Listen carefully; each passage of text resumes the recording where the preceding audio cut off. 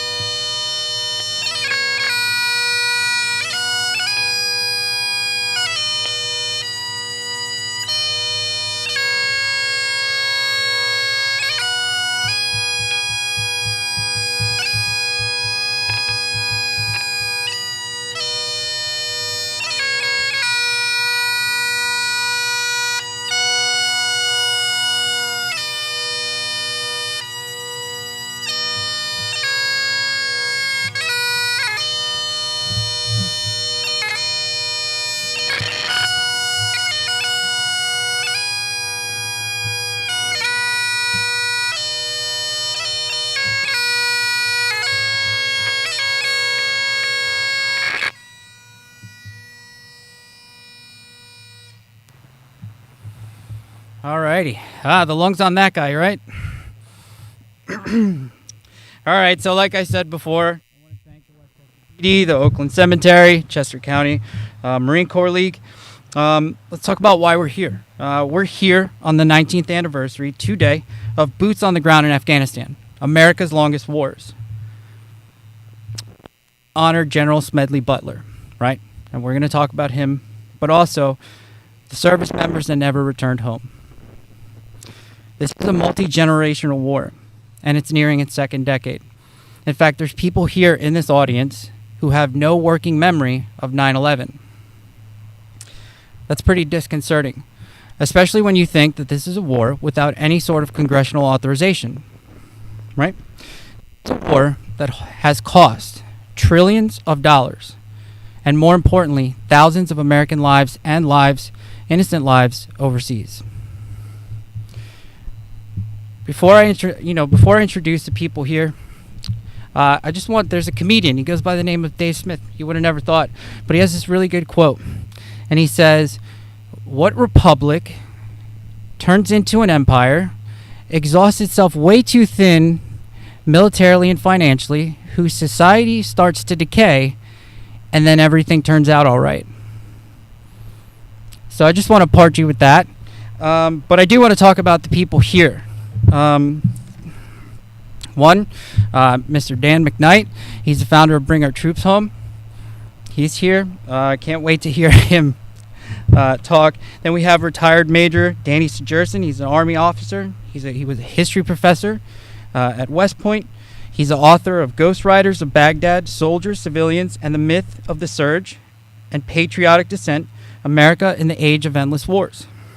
Then we have the great Scott Horton, who I feel like we should all have to climb a mountain just to get 5 minutes with, but he's lucky enough to grace us with his presence. He's the editorial director of Anti-War. He's a director of the Libertarian Institute. He's the author of Fool's Errand, Time to End the War of Afghanistan, and the host of the Scott Horton Show, where he's conducted over 5,000 interviews on foreign policy. I also want to introduce here John Emmons, GOP candidate for PA6. He was the first one to sign the War Powers Pledge. So, given all that, I would like to lead into the color guard.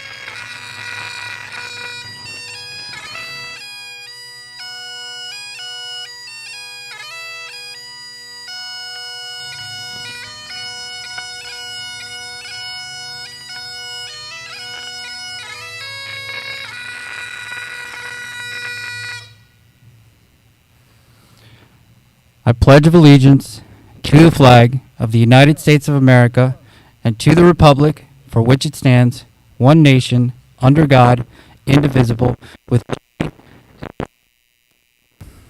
Thank you. So let's bring up Danny Sejerson.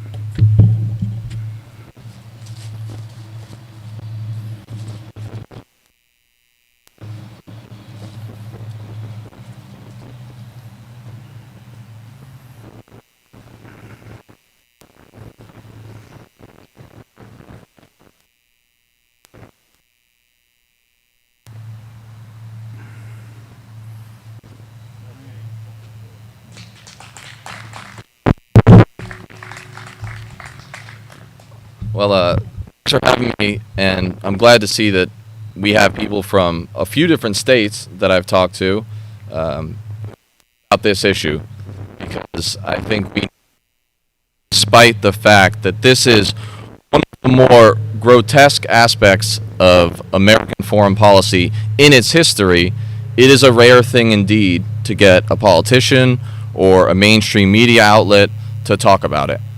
I was extraordinarily to be asked to come here by Dan. it really is an honor on a number of levels to be part of this. First of all, in this group, if anything, I'm probably the vaguely left-leaning person to the extent that I even have an affiliation. But that's proof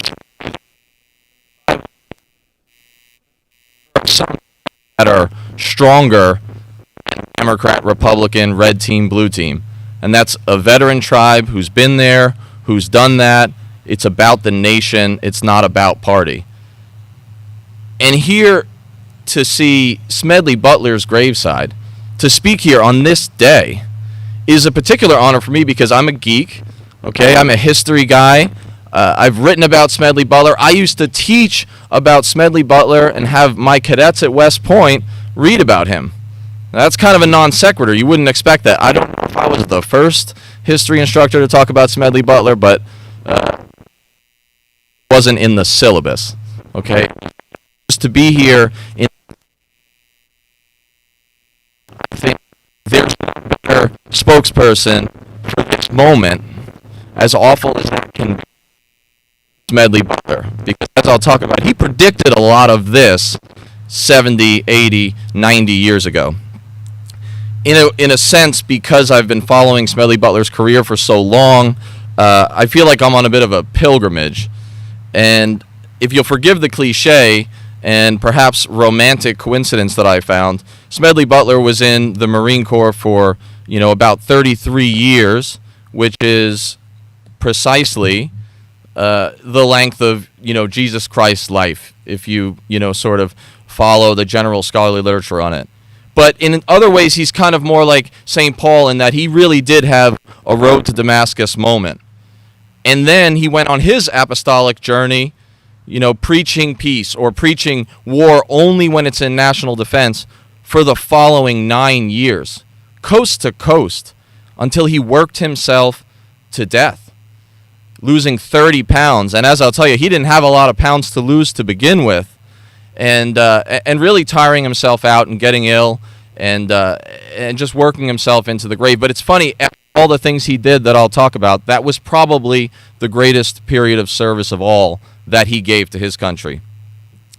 In one sense, I feel kind of utterly inadequate at this grave, thinking about my own military descent at the end of my career, how long it took, the work I've done since then. How could it ever measure up to the Smedley Butler level of influence and critique? But then at the same time, I think, who could measure up to this man who is largely forgotten today, but in his own time was this towering figure? A few things struck me this week that I think are worth considering about Smedley Butler and his connection to the forever wars, his connection to the war in Afghanistan, and the military-industrial complex. First of all, why is it that Smedley Darlington Butler, two-time Medal of Honor winner, is all but lost to history today? I mean, he was once so popular. He was one of the most popular speakers in a time where people cared about public speakers of his age, coast to coast, filling all kinds of different organizations, left, right, somewhere in the middle. But he's lost to us. I think part of it is because World War II breaks out at the very end of his life, and then the United States involved about a year after he dies. And so his critique of war looks, he was kind of wrong about it or something because we had to fight the Nazis. Well, that's a misunderstanding, I think, of some of what Smedley Butler wrote, because he always felt that in times of crisis, if there was a need to defend the nation, then that was an acceptable use of force. But he's kind of the Smedley Butler critique, the baby's thrown out with the bathwater, along with this idea of isolationism. But I think that the main reason that he's forgotten is because he challenged bipartisan power. He made people feel uncomfortable. He makes us feel uncomfortable today when we read his critiques. And you know what? We need a little discomfort. And it's folks like that who challenge us intellectually that we most need, but sometimes they're kind of suppressed. Dan's going to talk a lot about this. Scott's going to talk a lot about the present day, but there was a Stars and Stripes headline about a week and a half ago, and it read, "Years after they fought in Afghanistan, troops watch children deploy to the same war." That was the headline. a military independent newspaper in the United States of America. I mean, is that obscene? Is that grotesque? Of course it is. There's no precedent for it in American history. Why is that not a national scandal? Why is every polite establishment newspaper not reporting it every single day until the war ends? And I think that's the rub. To a large extent, the American people have become a bit numb to war that continues forever. They're immune, distracted. The media is misleading in many cases or misdirects them to other issues. Let's follow the latest tweet by our favorite politician or our least favorite politician and sort of forget that we've been at war as long as we have. Get ready for it. If we don't end the war in Afghanistan soon, if we don't support whomever wants to end it, then we need to prepare ourselves for a soldier who is born after 9/11 dying in Afghanistan or some other war. That could be, I think, a point of no return for what's left of sort of a republic and its aspirations. More obscene still, I think you've seen a bipartisan enterprise of erasure of this war. And it's, certain Republicans, it's a lot of the Democrats, which some people might not assume. And even many of the veterans who go to Congress, they really haven't followed through once they have to raise all that money. And we see the absurd situation where all of the Democrats and many of the Republicans are cutting off the funds to end a war. They've never cut off funds. They're cutting off funds that would be necessary to end a war because they don't like the person ending it. And it really doesn't matter what you think about the individual person. That seems pretty obscene. But I can't help thinking through all the things I'm describing, WWSD, what would Smedley do? And I'll tell you this, he'd call bull. And he'd yell to the high heavens. He'd mix his clear intellect with the earthy, coarse barracks language of an officer, no matter how high he rose, who never lost the pulse of the soldiers. And he still talked like them. And if you read War is a Racket, if you read a lot of his essays and speeches, it's earthy and it's grounded, and in some ways it's barracks talk mixed with intellect, and it's a beautiful thing. I think that's the other reason that Smedley is ever relevant, especially today. He's unifying, he's country first, and here's the other thing, he's hardly a dove. This isn't some peacenik hippie who can't stand his country and wants to tear it down. I mean, a lot of people know the broad strokes of Smedley Butler, but he's a peculiar man. Smedley Darlington Butler, symbolic in a way of the inherent duality of man, a walking contradiction, but in all the most beautiful ways. He's from a Quaker family and education, but he fights in 10 combat deployments, maybe more depending how you count. He's a diminutive guy. He's about 5'7" and 135, 40 pounds, sopping wet. But he wins 2 Congressional Medal of Honors. What would have maybe won a third, except in his early heroics, officers couldn't win the Medal of Honor. Some of that was done as a teenager after lying about his age to get into the Spanish-American War.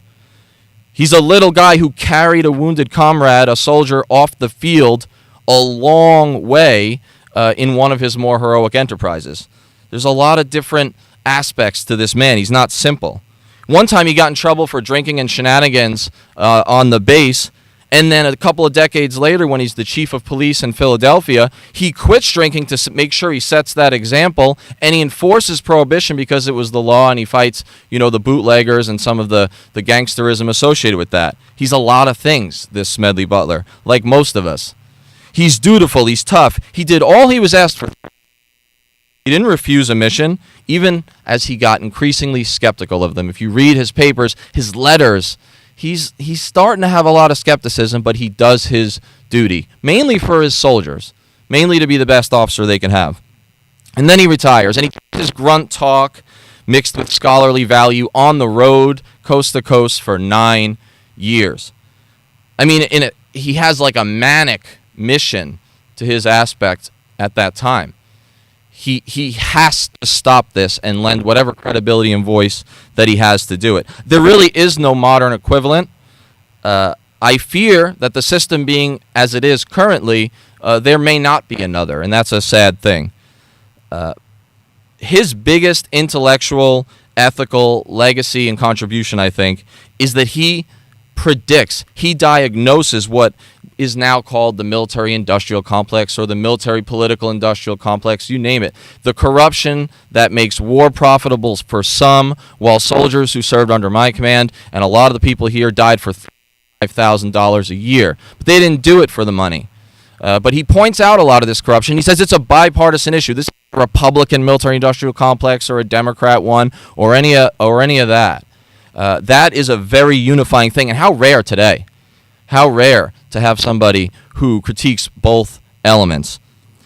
In his devil dog language, he's coast to coast talking about he was a racketeer, he was a gangster for some of these big business interests. And this is before a lot of this has developed even more systemically as it has today. One of the reasons you won't see another Smedley Butler, of course, as the system currently is because if a 2 or a 3-star general or even a 1-star general or colonel starts speaking out, making us uncomfortable, making the powerful uncomfortable, he might not get a nice call for a 7-figure job on a lobbying board or you name it. That might not be waiting for him. And I think that his diagnosis of this 25 years before Eisenhower's speech about the military-industrial complex in his farewell address is perhaps one of the most remarkable things about this man, and that he communicated it in a way that soldiers, Marines, people, average people could understand without taking away the value of it. So he did a lot of things. And if you don't believe that this is a bipartisan guy who puts country first, remember that he stops a nascent coup organized somewhat by the right, I suppose. But then he opposes FDR, critiques him, has a massive falling out with the Democrats. And he's unhappy with both sides. And everybody's unhappy with him, and that's usually an idea. I think Scott Horton knows this, that if you make everybody angry, you're probably doing something right. At least that's what we hope. Right, Scott? He stood up for bonus marchers in Washington, World War I veterans who were struggling, facing off against other generals you've heard of who were still active, named MacArthur and Patton, who were shooting the gas into the streets. Given all that, this is a man who nearly predicted the political, economic sort of catastrophe that we are in today. And when I think what would Smedley do, he would raise his voice to the high heavens. He'd be here, and he'd be at every other event, and he'd probably be on Amtrak down to D.C. or wherever the next trip was before he even had time to get lunch. And I'm just glad to be a small part of the urgency that this group is bringing together, the big tent aspect, how they view this issue, that it's not left-right, it's not red-blue, it's the nation, it's the republic. What kind of a country do we want to be? Do we want our children to be raised in a country where they have to see that headline, that a father and a son serve in the same war? The prediction that he made was that when money and congressional influence and a media that's supporting them works together in tandem, you have a formula for a forever war. So as I close out, and I think I'm actually under my time, which is unheard of if you've ever heard me speak or go on a show. And if me and Scott get together on the Scott Horton Show, it's over. Like, strap in. But I was Googling a fact about Smedley. I've written a lot about him, but, it's hard to keep it all together. And I wanted to check a fact. And, you go into the Google bar, right? I'm kind of a Luddite, but you go up in the top bar there and you type in Smedley Butler. And dropping down is a name with like a thumbnail with the person's picture and a one-word description of what they are. It kind of like prefigures what you're looking for. And for Smedley Butler, it's a picture of him in his uniform, and it says Smedley Butler, and then it says -critic. Like, that's the one word. And he was a critic, and that's like maybe my favorite part of him. But I thought, what a weird way to encapsulate a life, right? Such a diverse career, right? The Quaker who becomes the career Marine and the Medal of Honors and Chief of Police of Philadelphia and one of the great anti-war dissenters in history, critic. So anyway, I was thinking, I don't know who runs the internet these days, Mark Zuckerberg or Bill Gates. I'm probably dated on that. But, maybe after some fellowship later, I'll send the email that's in my head, and it'll say, Mark and, Bill, I've got a recommendation for the Google bar. So instead of Smedley Butler critic, if we have to pick one word, let's put Smedley Butler, prophet, because that's what he was. And I'm just so proud to be here today. And thank you, Dan, for having me.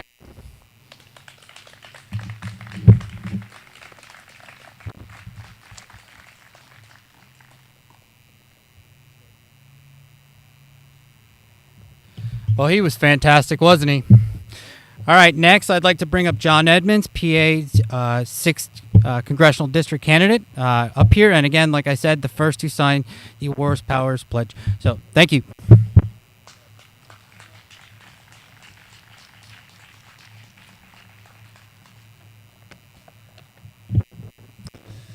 Well, thank you, everyone. Voice coming through okay? Thank you for being here today.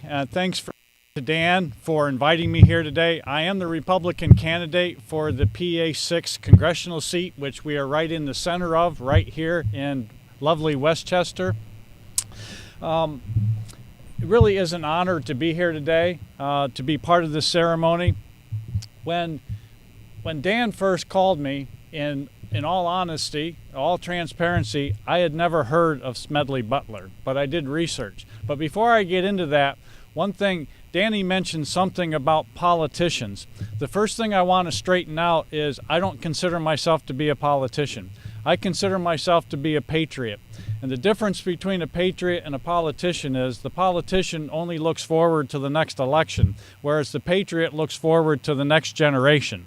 So this is my first time running. I've had a 40-year career. It's time to give back. I consider myself a patriot, not a politician. When I did the research on Smedley, I was impressed. I never realized we had such a hero here in Westchester. But I wanted to share a few of the things that I learned, and just a few, and some of those are a repeat of what Danny mentioned, but these were the things that stuck out to me. One, he was a Westchester resident. We don't have that many notable people coming out of Westchester, at least that I've discovered so far, so that was notable. He had a 33-plus year career in a time that was spanned the early 1900s up through the Depression and slightly beyond that. That was a very unique time, and you can see that when you look at his biography. Also, I think it's a very important to realize that he did receive the Medal of Honor twice, which very, very few people have. I think maybe only 3. So I think that was very interesting. Because I'm running for Congress, the next 2 things kind of stuck out at me as well. His father was a congressman. His father was a congressman for this area and served in a prominent position in naval affairs, and I thought that was very interesting. It also turns out that his maternal grandfather was also a congressman. So I think that family history was there of being engaged in service and what have you. Also, in 1932, Smedley ran for U.S. Senate. I don't know how many people realize that. He ran here in Pennsylvania, obviously, and he did not prevail in the primary. I think he only got about just shy of 40% of the vote, but wouldn't it have been great if he could have become a senator back in 1932? That would have been remarkable. Beyond that, just in summary, I believe, what struck me was the fact, especially in this day of political correctness, he was very outspoken, as you can tell from what Danny had mentioned. He also told it like it is. And if you think back to that day and age, I think you could picture that when you think of Patton and you think of MacArthur and you think of so many other people who spoke from their heart and weren't handcuffed by all the things that we have in political correctness today. So I think, and I'm sure it wasn't easy back then either, but he showed true leadership, and I think that's what we're here today to really underscore. I think the things that also impressed me about him were the fact that he talked about war. He talked about the motivations for war. You heard Danny talk about some of that. He talked about the war profiteering. And I think many of us realize that that is there, especially historically, but not many people want to talk about it and bring attention to it. So the fact that he did that and he continued to do that Even though I'm sure it wasn't comfortable, I think it says a lot about him and what his real resolve was. And in that regard, Danny also mentioned this.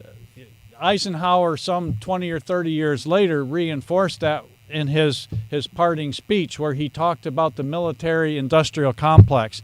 So I think it is something. It's very important. In my regard, in my role, to me, and especially since I'm an industrialist, I've been in industry for 40 years, industry has a place. The military-industrial complex, I think there is a need for the military-industrial complex. I say that very guardedly. I think the key point is we always have to be ready in the event of aggression in the world.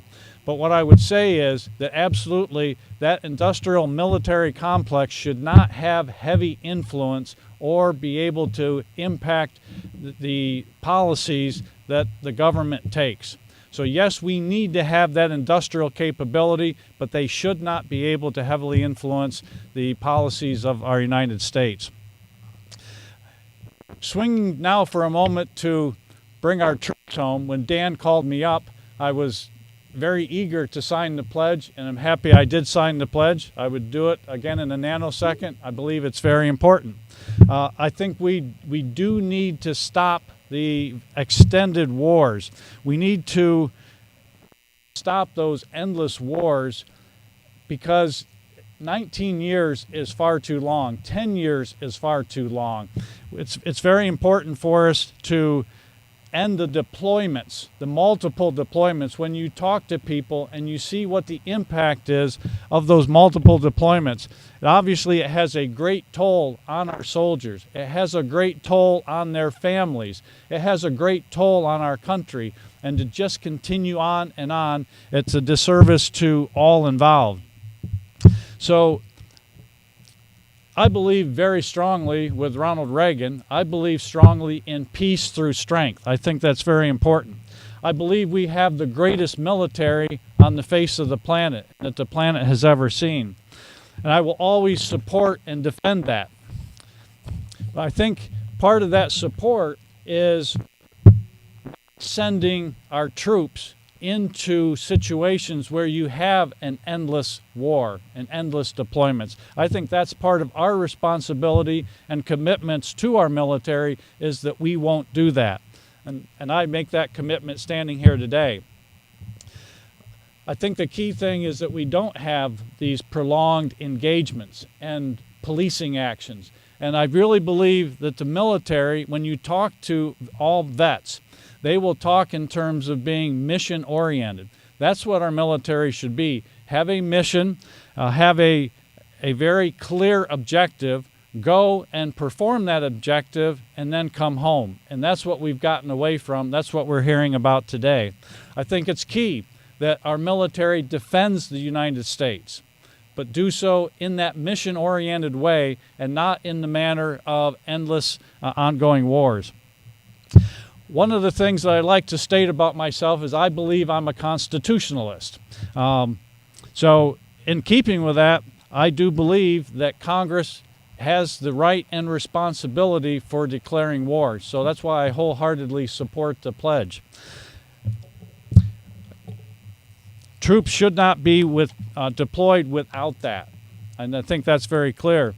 Now, while saying that, I will also say that I believe that the President of the United States, through the War Powers Act, has the right and obligation to deploy troops in a limited capacity to protect the United States.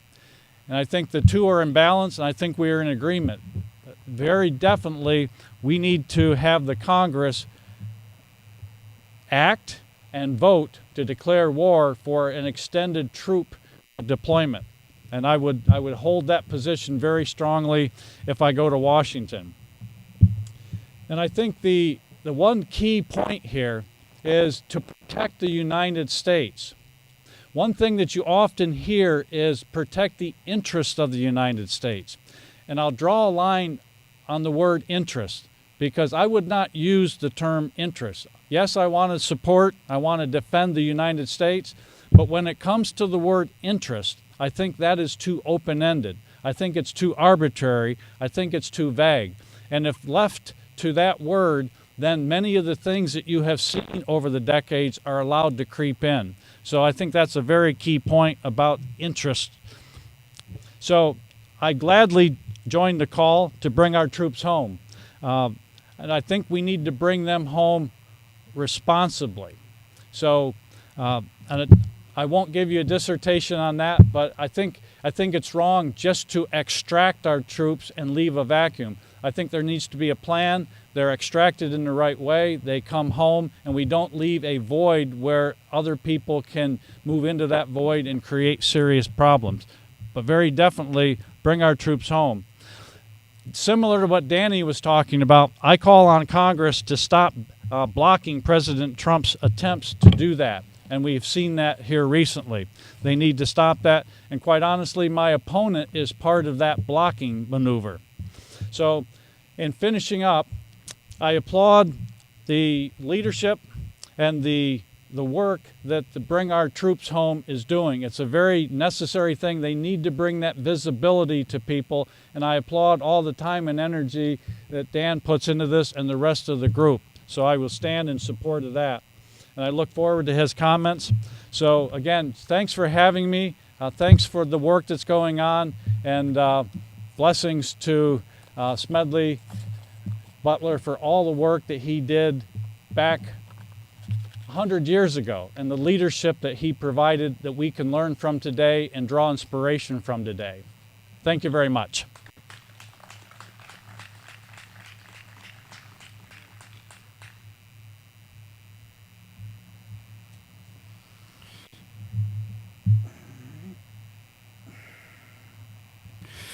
Well, next I'd like to bring up the great Scott Horton.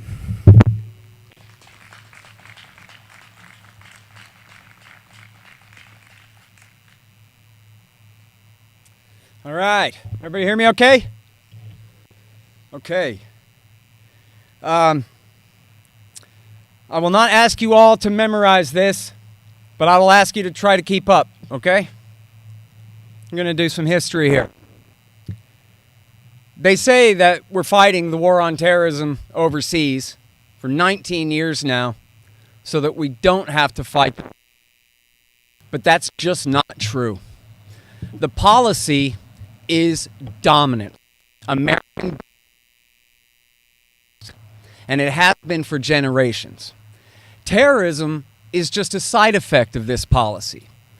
As the Joint Staff in the Pentagon used to say in the 1990s as a cliche, terrorism is just a small price to pay for being a superpower. Then when terrorism came in a major way on September 11th, they pretended that was the first day in history.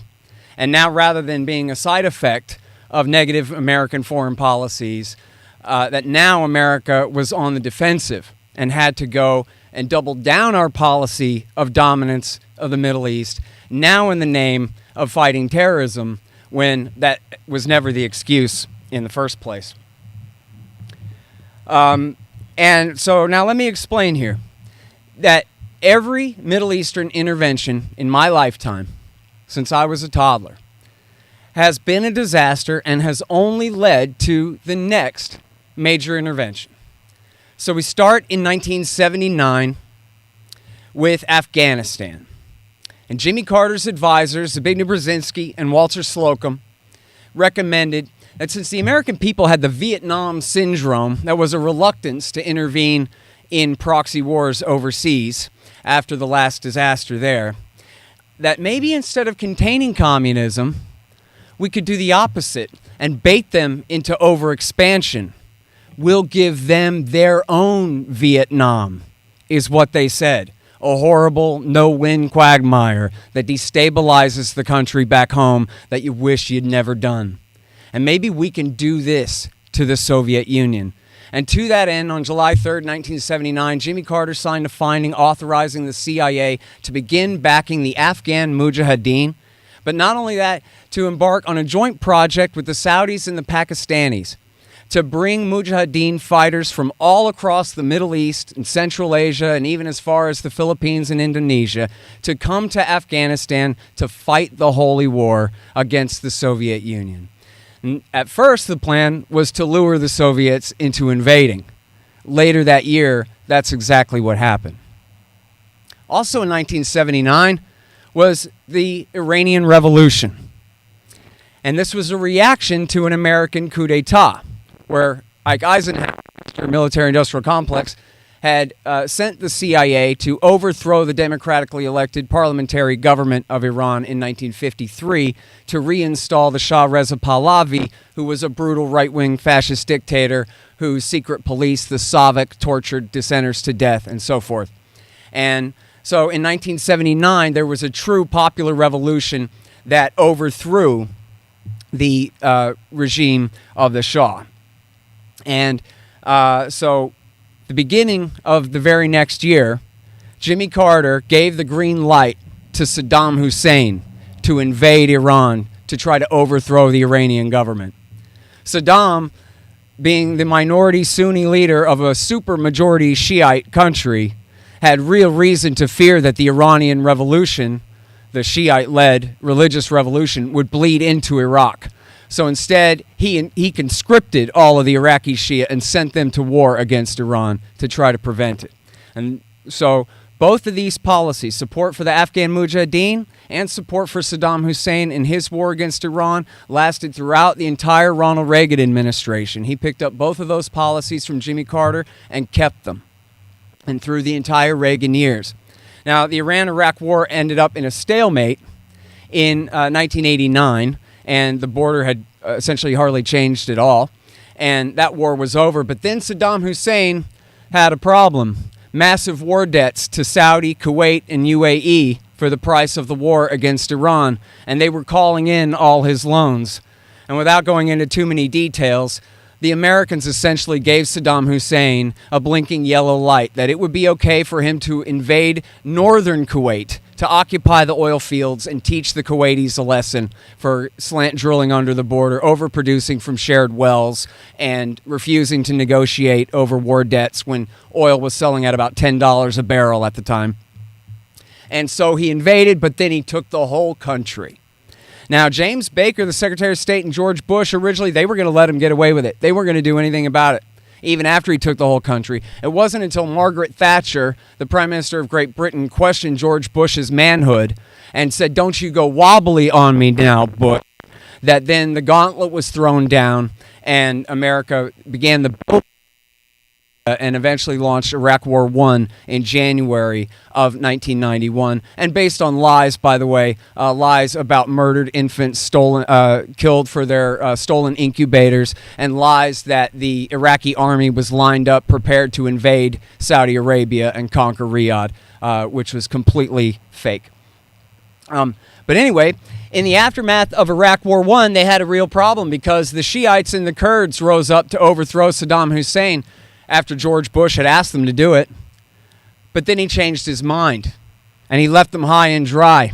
And the reason was because they figured out in the cabinet that, wait a minute, we just spent 10 years, under Ronald Reagan, the Reagan-Bush administration, backing Saddam Hussein to contain the Iranian Revolution.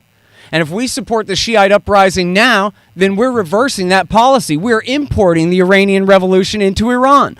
So Scowcroft and Baker and Bush choked, and they called off support for the uprising, and they let Saddam Hussein massacre more than 100,000 Shiites and Kurds in the great stab in the back in the desert of February and March of 1991. Well, this then became the excuse for the almost permanent, the essentially indefinite Iraq War I.5 that Bill Clinton picked up from H.W. Bush and carried out through the entirety of his 8 years in power. The policy was called dual containment of Iraq and Iran from bases in Saudi Arabia. Now, they could have made peace with Iraq. Saddam was begging to come back in from the cold, and they could have made peace with Iran at the time, too. They had the new reformist president, Rafsanjani, who was doing everything he could to try to suck up to the United States. Instead, they stuck with the policy of Cold War with Iran and warm war with Iraq, and the endless no-fly zone bombing and the sanctions, the economic embargo that they kept from 1990 all the way through the Bill Clinton years. And this is what caused Jimmy Carter and Ronald Reagan's former holy warrior freedom fighter heroes, the Mujahideen, the Arab Afghan Mujahideen who'd fought in the Afghan war, to turn against the United States. And the reason that bin Laden was able to take over the Iran group and then merge it with Egyptian Islamic Jihad was based on the new consensus among all these disparate mujahideen from all around the Middle East that we've got to focus on America, the far enemy. We can never succeed in our local revolutions as long as America is the dominant force in the Middle East and will always come and bail out Pharaoh Mubarak in Egypt or King Abdullah or King Fahd and later Abdullah in Saudi Arabia. And so the point was to attack the United States, scare us away, but to bait, to give us our own Vietnam again in Afghanistan. And bin Laden himself explained this publicly over and over again in his CNN interviews, his interviews with The Independent, and all the other newspapers in the 1990s. He explicitly said, we are trying to replicate the exact policy that you helped us do to the Soviet Union in the 1980s, and now we're going to do it to you. And so they attacked us all through the 1990s, beginning with the World Trade Center attack in 93. Then there were a couple of attacks in Yemen, in Saudi Arabia, the National Guard. There was the terrible Khobar Towers attack where 19 airmen were killed that the Bill Clinton government blamed on Iran, even though it was Osama bin Laden and Khalid Sheikh Mohammed that had done it. And then, of course, the African embassies in 98 and the USS Cole in the year 2000, and finally culminating in the September 11th attack. Then when September 11th came, the TV images were almost a perfect deception. It was just like in the cliche. The attack came out of the clear blue sky. And the American people were left to wonder, well, what is going on here? And the answer was, they hate you because you're innocent. They hate you because you're good. They hate you because you have values. You love your daughter and Jesus, and they want to cut your son's head off and convert the rest of you all to Sharia, and all just lies. When the reality was, they were doing that to provoke an overreaction, to provoke the United States into making the fatal error of invading Afghanistan. And in bin Laden's point of view, kill them all, let God sort them out. The Soviets had killed 1 million Afghans. This is the war that bin Laden wanted to replicate. And he didn't care how many Afghans died, as long as the American empire would be broken and would finally go home from the region at the end of the war, the way the Soviet Union had done. Now, if all that's true, and it is, then what does that mean about the war in Iraq, Libya, Syria, Somalia, Yemen? As the former chief of the CIA's bin Laden unit, Michael Scheuer, said about Iraq War II, this was Bush's hoped for but unexpected gift to bin Laden. This is more than he ever could have hoped for. You're going to get rid of the socialist infidel Saddam Hussein for me too? Fine. And as we all know from the history of Iraq War II, Danny can tell you, he was there, that we went from approximately 400 members of Al-Qaeda on September 11th to thousands, tens of thousands by the end of Iraq War II. And luckily, this is a small parenthesis, but luckily, the local Sunni population of Iraq turned on the Al-Qaeda guys, the foreign fighters, the Saudis, the Egyptians, the Syrians, the war suicide bombers and head choppers, and marginalized them. It wasn't Bush and Petraeus that defeated Al-Qaeda in Iraq. It was the local Iraqi Sunni tribal leaders in Baathis who were sick of their chaos and got rid of them for us, which was absolutely a miracle. I mean, Bush gives them the entire western half of Iraq, and then the western half of Iraq takes it back away from them again. Well, that was great. Until... Pardon? Until Barack Obama took their side in Libya and Syria. Now, this sounds completely crazy to this day, people won't believe it because it is high treason. It's absolutely unbelievable that when the Libyan veterans of Iraq War II, who had fought with Zarqawi, the Libyan Islamic Fighting Group, and Ansar al-Sharia, who were essentially the Libyan members of Al-Qaeda in Iraq, when they came home to Libya, Obama took their side and helped them to overthrow the Gaddafi government. And of course, Libya's been in a terrible state of civil war for now 9 years, ever since that time, and including ISIS created a big beachhead there in the town of Sirte for a couple of years, and a year or so in about 2015 and 16, and created total chaos. And then absolutely unbelievably, he did the same thing in Syria. And the answer is obvious and it's clear, and he explained why. We're doing this because we empowered Iran in Iraq War II. Bush Jr. went ahead and picked up where his father left off and imported the Iranian Revolution and gave them sway over the Shia who controlled the new government in Baghdad. And man, they wish they hadn't done that. They hate the Ayatollah, and they hate the Shiite, what they call the Shiite crescent of power, based in Tehran. America's allies are the Sunni states of Arabia, of course, Israel, Jordan, Turkey. The Sunni axis. So what Bush had done in Iraq War II was a massive own goal, even from the point of view of what the empire wanted to see. And so to correct for that, they decided they had to launch what they called the redirection. You can read the great Seymour Hersh article. You really should read the great Seymour Hersh article, The Redirection from 2007. And it goes like this. They went and said they were sorry to the Saudi king. Now how can we make it up to you?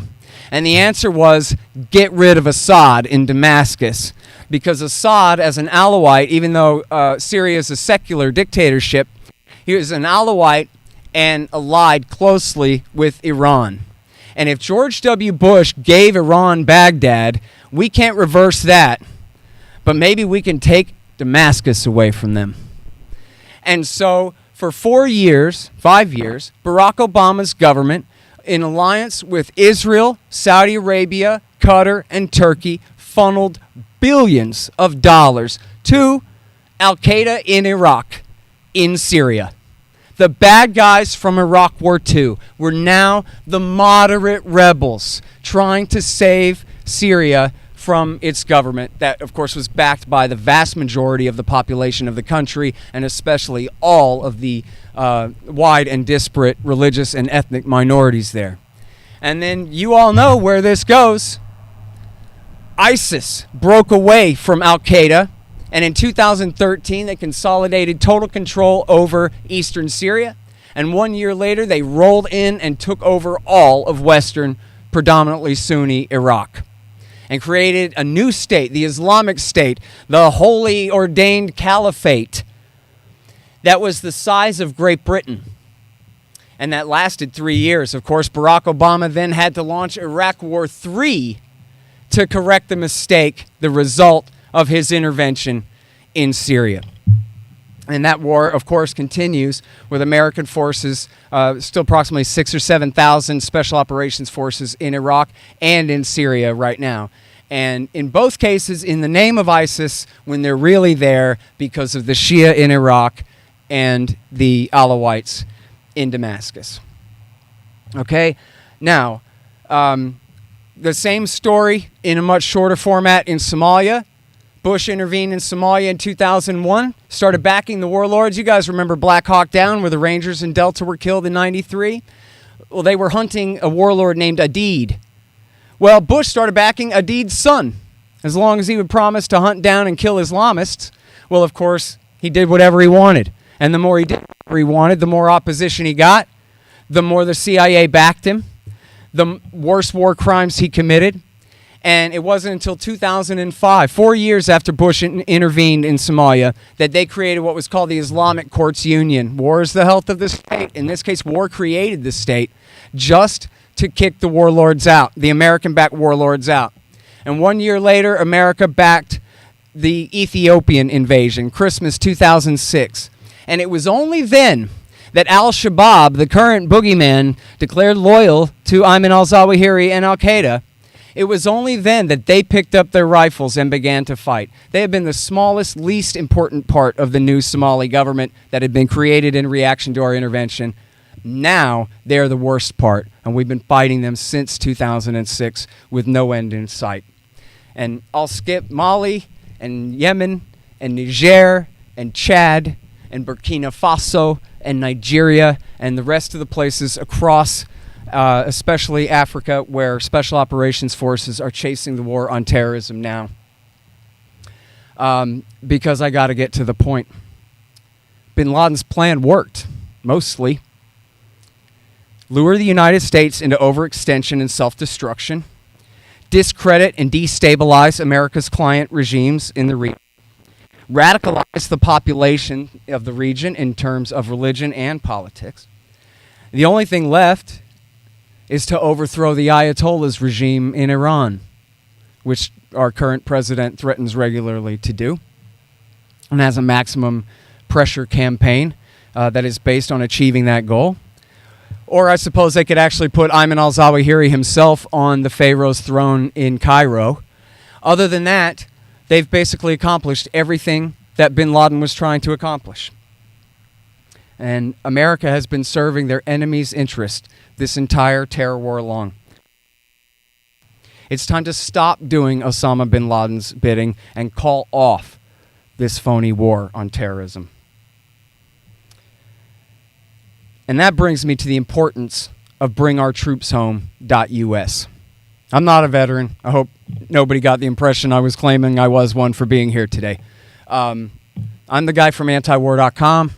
I've been right about this all along and saw it all along. And you probably won't be too surprised to know that I've had in my audience over the years a great many combat veterans from the terror wars who've come home and found out the truth and become my followers and in many cases my friends. And for years I have asked them to do this. For years this was my dream come true. If Ross Perot died and left me his billions, what would I do with it? I'd have hit the road looking for Dan McKnight. And of all of my combat veteran friends that I've asked to take this on, it's just been too big of a project. They didn't have the money. They didn't have the wherewithal. They didn't know how to do it. But when I found out that Dan McKnight had created this group, I've done everything I can to help support it and spread the word about it this whole time ever since then. And, well, let me explain why. I mentioned I'm with antiwar.com. When my friend Shauna first showed me antiwar.com, I said, what's that, some socialist thing? She said, no, look. They run Ron Paul. And I went, oh, wow. And it turns out, guess what? Libertarian, laissez-faire capitalists have owned the URL antiwar.com since 1995. It's not socialists at all. It's right-leaning libertarians, especially our late great editorial director Justin Raimondo was kind of a big gay Archie Bunker, right-wing Buchananite, and extremely anti-war guy. And that was how I knew they were cool. They published Ron Paul. It was easy, especially at that time, the beginning of the terror war, for liberals and leftists to oppose George W. Bush, him and all his oil men friends from Houston and all those things. It fit right into their paradigm. But to have real American patriots, conservative and right-wing leaning Republicans and libertarians hold fast and continue to oppose the wars in spite of all the pressure and all the propaganda after September 11th, that was extremely meaningful to me. And, of course, Raimondo and Ron Paul as two of the very greatest when it comes to that. And so let's talk about Ron Paul a little bit. What did Ron Paul do in the campaigns of 2008 and 2012? He changed millions of minds to be anti-war. Millions of people. And how'd he do it? He did it because he looked just like George W. Bush, an old, white, Methodist, Republican politician from Texas. As far as image goes, he was straight out of the cloning machine. And yet he comes out and said the most anti-war things. At least implicit in all of his statements were, forget Michael Moore and Jane Fonda and the Answer Coalition. I'm way more anti-war than them, and for a lot better reasons, too. In 2008, he was the only vet in the race. And he was against these reasons, against the wars, because he wanted to save the Republic. He wanted to save the Constitution. He wanted to save the U.S. dollar. And his arguments were the ones that allowed people to break from their previous bad policy. If you like your identity, you can keep it. I'm not asking you to move left.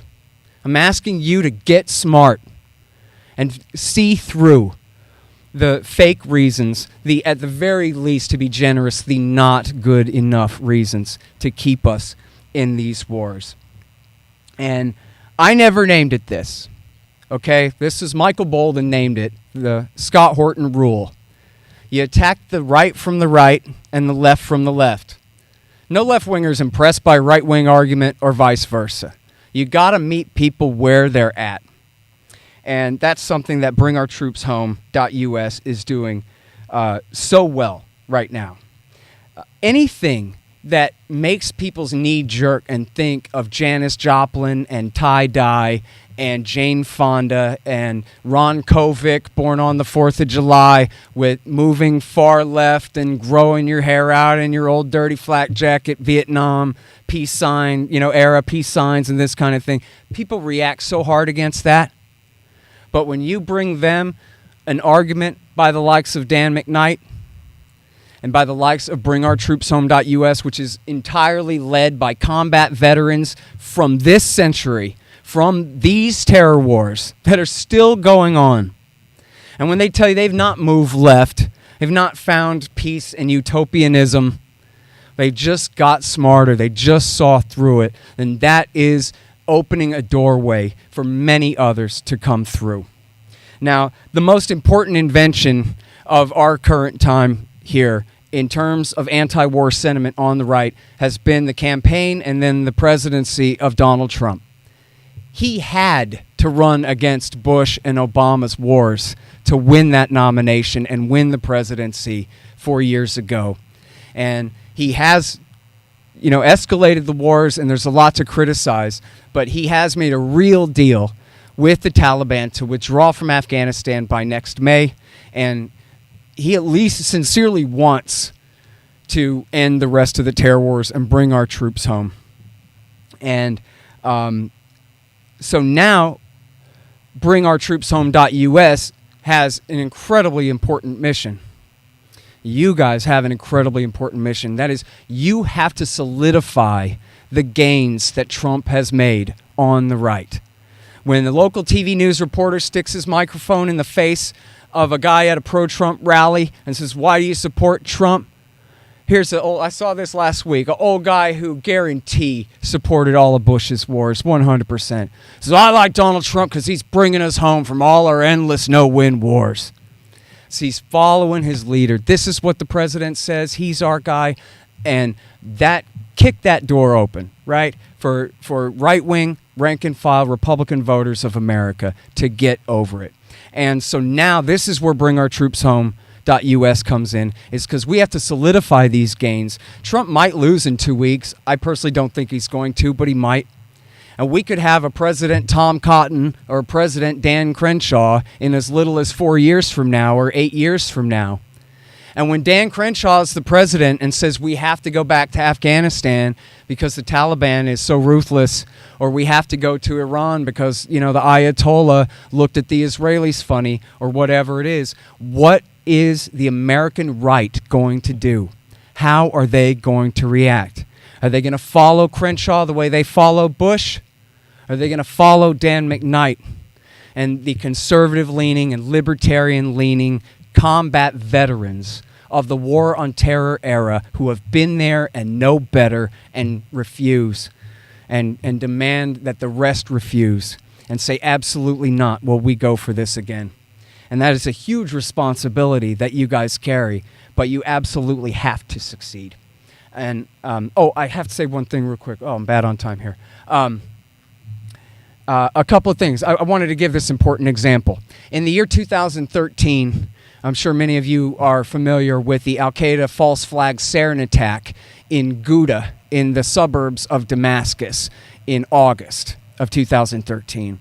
And there was a major push to get Barack Obama to follow through with regime change there, to bomb Damascus, possibly even send in troops, certainly launch a major air campaign. And you know who stopped that war? I'd like to say it was antiwar.com. It wasn't. It was Stephen Bannon and Breitbart that stopped that war, because they knew enough to know that we're on the bad guy's side in Syria. And what they did was they ran article after article, which became the source for every AM talk radio show host in this country, that said, why would we go to war for Al-Qaeda against a secular dictator in a three-piece suit? This makes no sense. And there were viral videos and JPEGs going around on the internet of Marines and Army veterans holding up cardboard signs covering most of their face that said, I didn't fight in Iraq for 5 years so that I could take Al-Qaeda's side in Syria. And they kept doing that over and over again. And so the establishment, they can't rely on liberals except to look the other way when Obama's launching a war. But liberals in America, progressives and leftists, they're not hawks. They're just not. Ever since Vietnam, they're just not.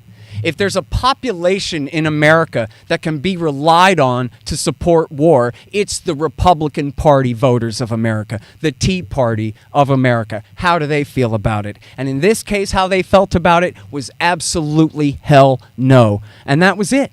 There was no base out here in flyover country to support the policy. And so the policy died. And Obama instead made a deal with Putin to get rid of Syria's chemical weapons and avoid the war, which was absolutely the best outcome. And is another reason that you know the two major sarin attacks that happened after that were also fake false flags, because they had given up all their chemicals back in 2013. But anyway, so that shows the importance of what I'm talking about here, about attacking the right from the right, and about making sure to undermine any support among the broad swath of the American right for any further American intervention. In conclusion, finally, folks, it must be right that it is long time past to end the war on terrorism. The calendar proves it. It's as simple as that. So now let's win this fight and bring our troops home. Thank you.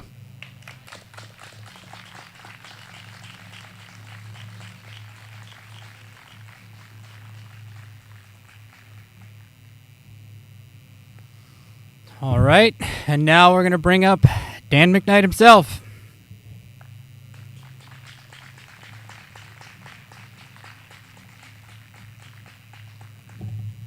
I'm not nearly as eloquent or long-winded as Danny and Scott, so I'll keep this short. But I want to thank everybody for coming out here today. In the face of the COVID pandemic, the numbers are down than what we would like to see, but we have people watching all over the country on many of our live streams, and I want to just say hello to them. I want to thank the Westchester Police Department for being here, supporting the traffic control, and for all of you for being here, and Scott and Danny for their remarks. Never before has our nation had the opportunity to silently offer collective prayer for soldiers, sailors, airmen, and Marines who were off fighting in a war that started before they were born. War powers and the ability to wage war was a great concern to the founding fathers of our country and the framers of our Constitution. Committing the lives of United States citizens and our military to a war such a solemn power that they did not want the control in one hand or a small set of hands.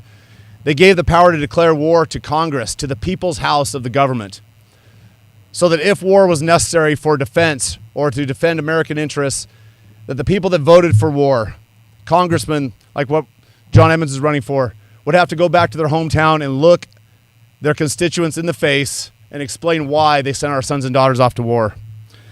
President Abraham Lincoln famously offered, and I quote, "The provision of the Constitution giving the war-making powers to Congress was dictated by the following reasons. Kings had always been involving and impoverishing their people in wars, pretending generally that the good of the people was the objective.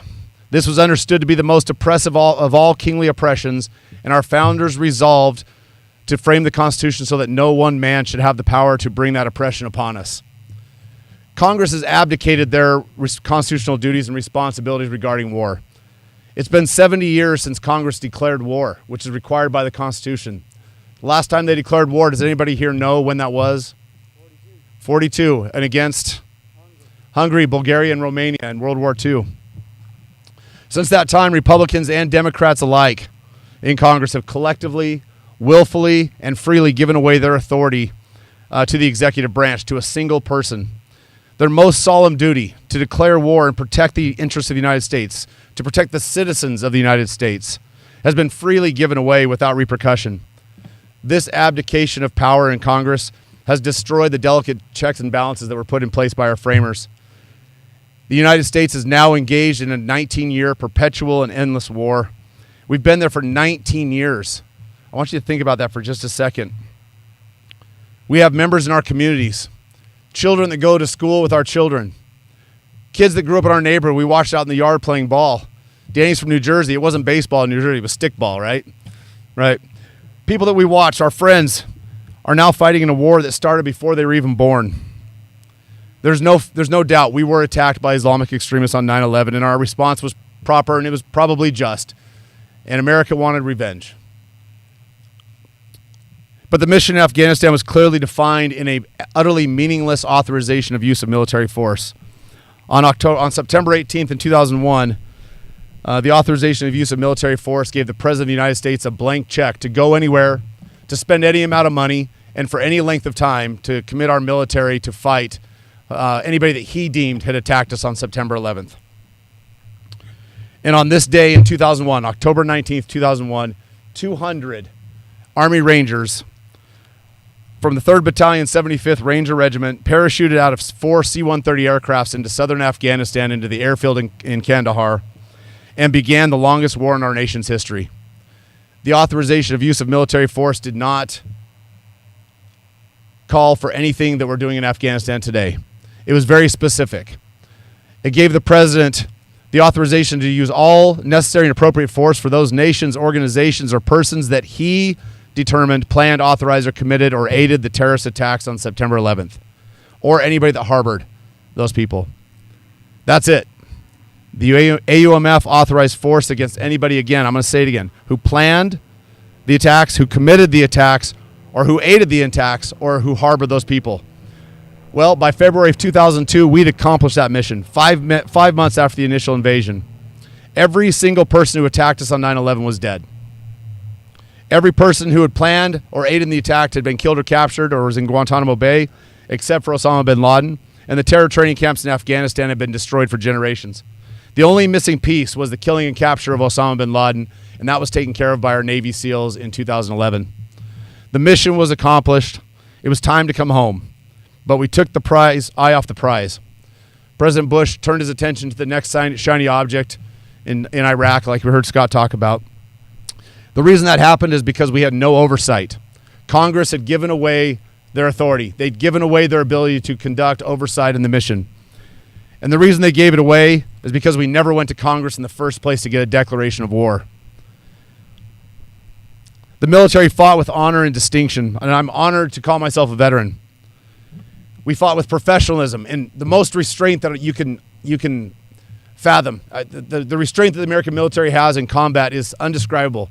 The constraints that are put on them by our politicians who are so fast to jump in front of a camera that it makes our job as veterans dangerous. But our military is now nation building. We're peacekeeping. We're building roads, schools, bridges, water treatment facilities, and any number of other really worthy objects, but they're not the purpose of the military. That's not the purpose of the AUMF, and it wasn't part of the authorization that sent us there. I'm from Idaho, about 3,000 miles from here, and my senator is Senator Jim Risch, and he serves as the chairman of the Senate Committee on Foreign Relations, probably the second most powerful man in foreign policy in the country, next only to President Trump. And I questioned him in an event in Idaho in 2019, in February, and he did a complete about-face on American foreign policy. 70 years of foreign policy, he did an about-face and said, Dan, I'm with you. I'm through with nation building. President Trump has campaigned and likely won the election on a promise to end the endless wars. He signed the Doha deal and promised to have the last of our troops home by Christmas. We've seen a shift in conservative Republicans who are now aligning with many of the pacifist left who oppose the neocons and the liberal war hawks who keep us in perpetual and endless war. America is repudiating the hawks like John Bolton and Liz Cheney, Hillary Clinton, John Kerry. 85% of the members of Congress who signed the authorization of use of military force are no longer in Congress. Think about that for a second. 85% of the 530-something members of Congress that signed the authorization are gone. They no longer have to answer to the people for the decision to go to war. We now have a Congress that is comprised of 85% of its members who continually ignore the state of perpetual war because of one singular reason. It wasn't their war to begin with. They didn't authorize the war because they weren't even in office yet. They didn't abdicate their role and their responsibility. They didn't fail to provide oversight. They didn't fail to call on senior government officials, diplomats, and generals to come before their committees and answer the 20-year unanswered question, what is our mission and what is our strategy? As I look at the veterans that are here today, those of us that fought in the global war on terror, collectively, we are saying to Congress now, this is my war. I will not pass this war on to another generation, to my children, to my grandchildren. We cannot pass it on to them. We cannot shirk our moral responsibility to hold our elected representatives responsible for allowing fellow citizens to deploy to a forgotten war over and over and over and over and over. Our active duty military cannot maintain the pace of the missions in Afghanistan, Iraq, Yemen, Syria, or any of the other 49 nations in which we're fighting across the African continent. When we wisely stopped the draft in 1973, we had 11% of our adult population in the country that served in the military. Today, that number is 0.5%, meaning that 99.5% of our population has literally no skin in the game when it comes to the perpetual and endless war. Our active duty military cannot maintain the pace of the mission on multiple war fronts without consistently, repeatedly, and systematically deploying people over and over again, and then reaching down into the states and taking federal control of the state's militias, the National Guard. In Pennsylvania, I believe the number is 47. 47 National Guardsmen that have died in the global war on terror. Think about that for a moment. These are people that live next to you, that work in your hometowns, that are mechanics and builders and tradesmen, lawyers, doctors, that also serve on the weekend to protect the state of Pennsylvania. 47 have died in the global war on terror. This is the crux of the problem. War has not been declared, and we fundamentally do not know what we're doing there. And we know that now because of what was released last December in the shocking bombshell report, the Afghanistan Papers. And if you haven't read them yet, I highly encourage you to look up Afghanistan Papers and just take 5 minutes and read just the bullet points and see that we truly don't know what we're doing there. The military cannot and should not be the easy button for an out-of-control U.S. foreign policy. The military cannot and should not be used to prop up the opium trade in Afghanistan or the morally bankrupt pedophile culture known as bachi-bazi. The military cannot and should not be deployed to build roads, schools, or nation build. That simply is not the mission of the United States military. Socrates, Danny, you'll appreciate this as a history professor. Socrates, at the height of the Greek Empire, he was brought before a jury and put on trial for not recognizing the gods that were recognized by the state. In his own defense, Socrates likened himself to the gadfly, stinging the lazy giant steed, which was the Athenian state. Without him, Socrates claimed that the state was drifting into a deep sleep, but through his influence, as irritating as it may be to some, he was able to sting repeatedly and waken the state to a productive state. Well, I don't recognize the gods that our nation state has repeatedly worshipped. The gods of perpetual war, the gods of war profiteering, the gods of the military-industrial complex. I'm here, and you all should be too, to be the gadfly that stings the giant steed of the United States Congress, to waken them from a deep sleep, to be productive and virtuous in manners of war and foreign policy. I want to encourage each of you to take a stand and say enough is enough. We need to become the gadfly and repeatedly sting our congressmen and our senators. And John, if you win and go to Washington, I will be stinging you consistently. And I know that you'll be an ally, and I look forward to working with you. We must return to an America First foreign policy founded in the principles of the Constitution. We must strive for peace. President Trump said in his State of the Union address that after nearly 2 decades of war, the hour has come to at least try for peace. My God, can we at least try for peace? I think the next generation of sailors, soldiers, airmen, and Marines deserve our best efforts to hold Congress accountable. I'm honored to be here today. I'm humbled by the attendance. I'm humbled by those that are watching. I'm grateful to see friends that have been to multiple events with us, that have stood by my side, that have supported us and buttressed us up and encouraged us to keep fighting, because we will fight. We will continue pushing until we rid ourselves of the neocon and the liberal war hawks in Washington, D.C. that are encouraged to do nothing more than keep us in a perpetual state of endless war. At this time, I'm honored to have the opportunity to pay my respect to a legend. The Marine Corps is full of icons, and we learn about them when we go through basic training. I have some Marines that are over here, and there's some out here in the crowd. When you go through basic training, every night before you go to bed, we would say, "Good night, Chesty Puller, wherever you are." Chesty Puller was a great Marine, and we learn about his legacy. We learn about people like Colonel John Glenn and Gunnery Sergeant Carlos Hathcock, the sniper. But Major General Smedley Butler is among the Mount Rushmore of Marine icons that deserves our respect and deserves to be honored for his service in the uniform, and especially for what he did after he retired. At this time, I'll be joined by a Marine. The Marine Corps has a tradition of honor of the oldest Marine and the youngest Marine taking part in a ceremony. And Fred LeClaire, who is here with the Marine Corps Legion of Westchester County, and myself, I believe, are there any Marines in the audience that are younger than 45? Yes. All right. I'm going to have you come up here, please, if you would.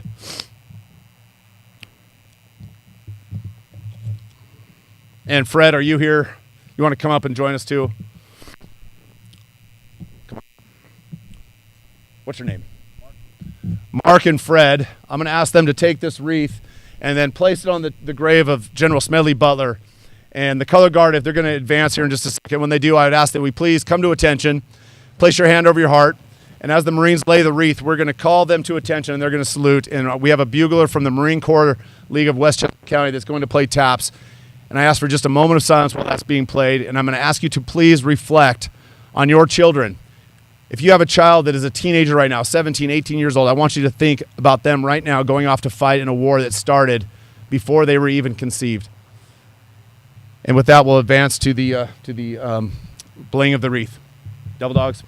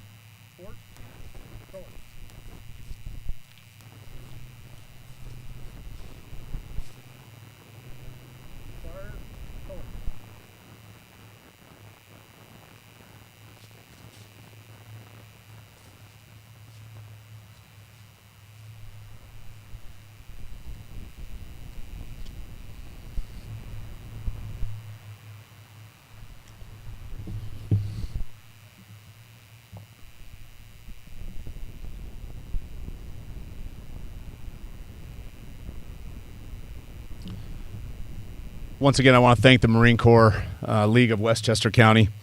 Ladies and gentlemen, thank you for coming. This concludes our events for the evening. I pray that you will take a moment to think about the message that's been shared today.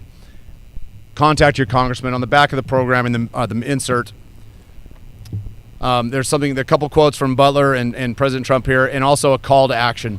What you can do. Please call your representative in Congress and insist that they support an American first foreign policy that does not automatically default to the use of the military.